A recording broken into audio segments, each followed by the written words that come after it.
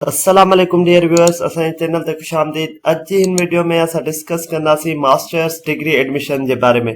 असांजा काफ़ी व्यूअर्स अहिड़ा आहिनि जेके कमेंट सेक्शन में असांखां पुछनि पिया त मास्टर्स जी अगरि एंट्री टेस्ट न थींदी त उनजो एडमिशन क्राइटेरिया छा हूंदो आहे। असां बैचलर जो एडमिशन क्राइटेरिया अॻु में ई डिस्कस करे चुका आहियूं, जंहिंजी लिंक तव्हांखे राइट साइड ते नज़र ईंदी हूंदी ऐं डिस्क्रिप्शन में मिली वेंदी। त उन में डिटेल में admission for bachelor degree program जो ॿुधायल आहे त कीअं CPN कैलकुलेशन कजे। हर डिग्री प्रोग्राम जे लाइ सिलेक्शन क्राइटेरिया अलॻि आहे, जेको प्रीवियस अकेडमिक रिकॉर्ड ऐं जेको आहे करंट एंट्री टेस्ट मिलाए करे रखियो वेंदो आहे। ऐं मास्टर्स डिग्री में जेको आहे जस्ट प्रीवियस अकेडमिक रिकॉर्ड ते तव्हांजी सिलेक्शन थींदी आहे। जीअं तव्हां ही ॾिसी रहिया आहियो त बैचलर डिग्री प्रोग्राम जे लाइ तव्हांजी मैट्रिकुलेशन जो 10% वेटेज कढियो वेंदो आहे, HSC जो 3% ऐं प्री एंट्री टेस्ट जेका एंट्री टेस्ट में तव्हां क्लियर थींदा आहियो उनजो 60% वेटेज मिलाए करे तव्हांजी CPN ठाही वेंदी आहे। उनजी डिटेल तव्हांखे डिस्क्रिप्शन में मिली वेंदी। उन खां पोइ मास्टर्स डिग्री प्रोग्राम आहे। मास्टर्स डिग्री प्रोग्राम में एंट्री टेस्ट न हूंदी, सिंपली तव्हांजो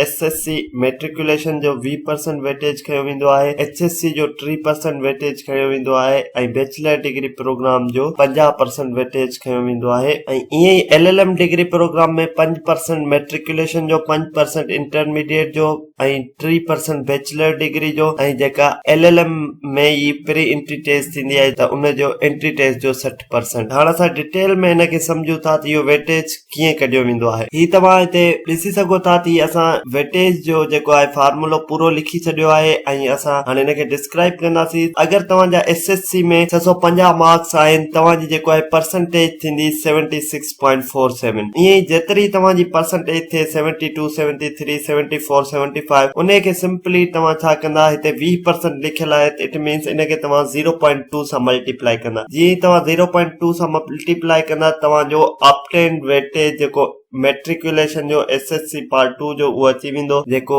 अकॉर्डिंग टू हिन परसेंटेज 15.2 थो थिए। ईअं ई तव्हांजो डिफरेंट ईंदो। उन खां पोइ इन ई तरीक़े सां तव्हांजी इंटरमीडिएट जी मार्क्स आहिनि। अगरि तव्हांजे 720 मार्क्स आहिनि, 850 मार्क्स आहिनि, ईअं डिफरेंट तव्हांजो मार्क्स हूंदियूं। उन मार्कशीट मां तव्हां पंहिंजी परसेंटेज खे ॾिसंदा। हिते ही 65.4 आहे, इनखे असां मल्टीप्लाई कंदासीं 30 सां त इनजी जेका वेटेज निकिती उहा 19.6 निकिती। ईअं ई पोइ बैचलर डिग्री प्रोग्राम आहे जंहिंजी 50% वेटेज आहे। इन में ॾिसो त ही टोटल मार्क्स 4400 आहिनि। ईअं तव्हांजो जेतिरियूं बैचलर में टोटल मार्क्स हूंदियूं, हर डिग्री जे हिसाब सां घटि वधि मार्क्स थींदियूं रहंदियूं आहिनि ऐं तव्हांजी जेके ऑब्टेन मार्क्स हूंदियूं उहे डिफरेंट हूंदियूं आहिनि हर कंहिंजूं। त उनजी जेका परसेंटेज ठहे, जीअं ही ॾिसो 72.55, तव्हांजी मार्कशीट जे लास्ट में तव्हांजी परसेंटेज क्लियरली मेंशन हूंदी। न परसेंटेज जो फार्मूलो हूंदो आहे obtain marks divided by total marks multiply by 100 तव्हां कंदो, तव्हांखे तव्हांजी परसेंटेज मिली वेंदी।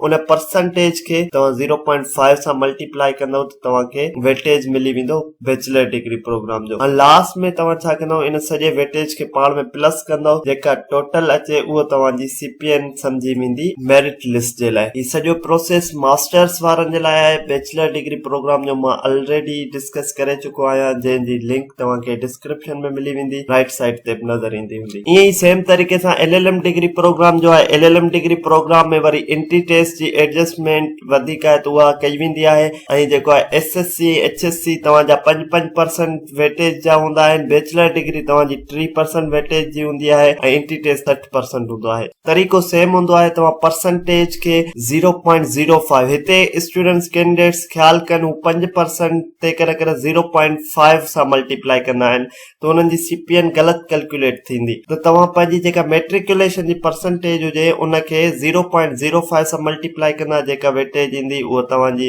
वेटेज हूंदी मैट्रिकुलेशन जी। ऐं इंटरमीडिएट जी तव्हां वरी 0.05 सां पंहिंजी परसेंटेज खे मल्टीप्लाई कंदा, तव्हांजी वेटेज निकिरी ईंदी इंटरमीडिएट जी। ईअं ई तव्हां पंहिंजी बैचलर डिग्री प्रोग्राम जी जेका तव्हांजी परसेंटेज हुजे उनखे मल्टीप्लाई कंदा तव्हां 0.30 सां त तव्हांजी बैचलर डिग्री प्रोग्राम जी वेटेज निकिरी ईंदी। ऐं पोइ तव्हां एंट्री टेस्ट में जेतिरा मार्क्स सिक्योर कंदा उनखे, फॉर एग्जांपल तव्हां 50 आउट ऑफ 100 खया आहिनि त उनखे 0.60 या 0.60 सां मल्टीप्लाई कंदा त तव्हांजी वेटेज निकिरी ईंदी एंट्री टेस्ट जी। जॾहिं तव्हांजी एंट्री टेस्ट थींदी इहो उन खां पोइ ई थी सघंदो LLM ऐं बैचलर वारनि जो। ऐं मास्टर्स डिग्री वारा हिन तरीक़े सां पंहिंजी हींअर कैलकुलेशन CPN जी करे सघनि था ऐं उन्हनि खे ख़बर पइजी वेंदी त असांजो मेरिट लिस्ट में केतिरी CPN ठहंदी। उम्मीद था कयूं तव्हांखे इंफॉर्मेशन मिली वई हूंदी CPN calculation master degree program जे लाइ कीअं कजे। वरी बि मां ॿुधाईंदो हलां मास्टर डिग्री प्रोग्राम जी एंट्री टेस्ट न थींदी आहे, सिर्फ़ LLM डिग्री प्रोग्राम जेका LLB करण खां पोइ LLM